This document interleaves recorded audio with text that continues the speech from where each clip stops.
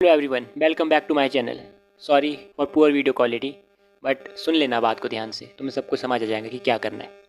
तो बेसिकली मेरा नाम अनिरुद्ध है, आप सबको पता होगा। मेरे नीट 2024 में बायोलॉजी में 350 मार्क्स आए थे 360 में से, जिसमें से मेरे सिर्फ 2 क्वेश्चन गलत हुए थे, वो भी हड़बड़ाहट में फटाफट के चक्कर में गलत हो गए थे।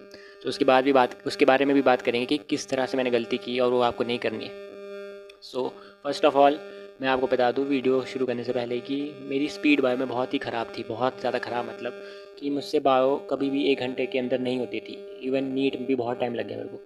तो किसी और वीडियो में बताऊंगा कि नीट के दिन एग्जैक्टली क्या क्या हुआ था मेरे साथ और किस तरह से मैंने पेपर अटैम्प्ट किया। लेकिन इतना बता दूँ कि मेरी बायोलॉजी में कभी भी स्पीड नहीं बढ़ पाती थी। पता नहीं, I don't know but language barrier और बट बायोलॉजी में मेरी बिल्कुल भी स्पीड नहीं बनती थी। फिर भी समहाउ आई स्कोर 350 मार्क्स। अभी तुम्हारे पास नीट में 5 मंथ्स बचे हैं, ठीक है, 5 मंथ्स 4 मंथ जितने भी टाइम बचा है।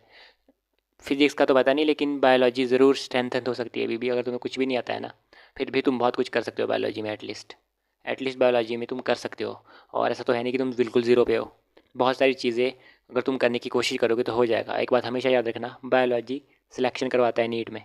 अगर बायोलॉजी नहीं होगा तो सिलेक्शन तो डेफिनेटली नहीं होगा। मेरे बहुत सारे दोस्त हैं जिनके 320 330 मार्क्स है बायोलॉजी में, और 10 10 15 15 मार्क्स के कारण उनका सिलेक्शन रह गया है।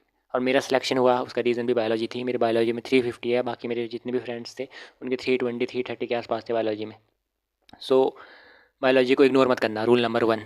हमेशा पढ़ते रहना बायोलॉजी को। ये मत सोचना कि लास्ट के 2 महीने में पढ़ेंगे, नहीं। बायोलॉजी को अभी से पढ़ना शुरू कर दो, ढंग से हर रोज़ रिवीजन करना शुरू कर दो। मतलब बायोलॉजी की एनसीईआरटी तो इतनी बार पढ़ ली थी ना कि मतलब कोई सवाल ही नहीं होता था कि कोई क्वेश्चन कॉन्सेप्चुअली गलत हो जाए। At the end silly mistake हो गई थी मुझसे, और सिली मिस्टेक को रोकने के लिए बस एक कहूँगा यार, मॉक टेस्ट में देख लो किस टाइप की सिली मिस्टेक हो रही है। क्या तुम क्यों भूल रहे हो उस वक्त जब तुम क्वेश्चन अटैम्प्ट कर रहे हो? ये हुई इसकी बात, मिस्टेक्स नहीं करनी है। दूसरी बात कि हर चैप्टर से 130 150, जैसे वो माइक्रो वाला चैप्टर था उसके लिए 130 एंड 150 क्वेश्चन सफिशिएंट है बायोलॉजी में। लेकिन जो बाकी दूसरे चैप्टर है, प्लांट किंगडम हो गया, एनिमल किंगडम हो गया, कम से कम 300 क्वेश्चन तो लगाना ही है किसी भी हालत में। जेनेटिक्स लाइक चैप्टर में तो जिसका वेटेज बहुत ही ज़्यादा है, बहुत ही ज़्यादा, मतलब बहुत ज़्यादा, तो उसमें आपको लगाने हैं 400 क्वेश्चन भी कम है, 400 500 जितने क्वेश्चन हो सकते हैं लगा दो यार। क्योंकि वो चैप्टर है बहुत, मतलब नीति में वेटेज बहुत है, आपको पता ही है उस चैप्टर की। बाकी बायोटेक्नोलॉजी बहुत इंपॉर्टेंट है, उसको उसके भी ठीक क्वेश्चन लगा लो। कई बच्चों को कॉन्सेप्चुअली अंडरस्टैंड नहीं होता है, एनसीईआरटी की लाइन ही समझ नहीं आती है। तो मेरे टाइम पे मुझे भी इतनी समझ नहीं आई थी। क्लास में जब टॉपिक चल रहा था तो मैंने बायोलॉजी से उसमें ऋतु रतवाल मैम हो गए, यूट्यूब पर उनके लेक्चर सर्च करिए ना, वन शॉट बायोटेक्नोलॉजी, तो मैंने वो देखा था उसके लिए। और जेनेटिक्स में भी बहुत सारी चीज़ें थी जो मैंने उन्हीं मैम के देखे थे, जो मुझे बीच में समझ नहीं आता, तो मैं ऋतु रतवाल मैम का वो सर्च कर लेता था। तो मतलब तुम देख सकते हो, यूट्यूब से हेल्प ले लो यार किसी भी चीज़ से।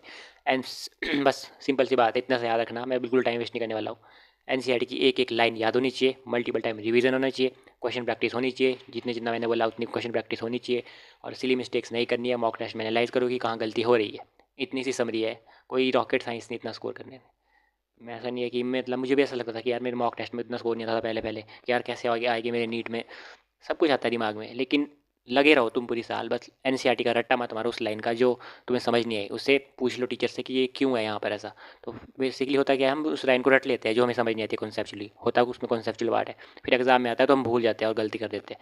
ऐसा मत करना, जो लाइन समझ नहीं आए पूछो टीचर से जाके, डाउट पूछो। अगर कोई डाउट पूछने वाला नहीं है तुम्हारे पास, अगर कोई टीचर नहीं है तुम्हारे पास ऐसा पर्सनली, तो यूट्यूब में सर्च करो एनसीईआरटी लाइन बाय लाइन, मिल जाएगा कोई ना कोई वीडियो, समझ आ जाएगी लाइन। लड़ना पड़ता है यार, सब कुछ हो जाता है। बस इतनी सी रिक्वेस्ट है मेरी। और फाइनली मॉक टेस्ट पे अपनी स्पीड बढ़ाने की कोशिश करना, नहीं तो एट द एंड बहुत मुश्किल हो सकती है, कसम से बोलता हूँ। मेरा पेपर छूट गया था ऑलमोस्ट, नीट का छूट गया, तो क्या फिजिक्स थोड़ा छूट ही गया था मेरा, फिर भी बायोलॉजी बिल्कुल तुम्हें स्कोर करवाएगी। लेकिन टाइम मैनेजमेंट का ध्यान रखना, सब कुछ अच्छा हो जाएगा। 350 360 सब कुछ स्कोर आ जाएगा। बस एक बात का ध्यान रखना कि अपने ऊपर कॉन्फिडेंस रखना। कॉन्फिडेंस नहीं होगा ना तो बायोलॉजी केमिस्ट्री फिजिक्स कुछ भी नहीं हो पाएगा। इसलिए बस लगे रहो, इसी तरह से पढ़ते रहो, अपने ऊपर कॉन्फिडेंस रखो, बायोलॉजी में बहुत अच्छा स्कोर आएगा। 360 में से 360 ले आओगे। बस दिन होना चाहिए उस वक्त तुम्हारा।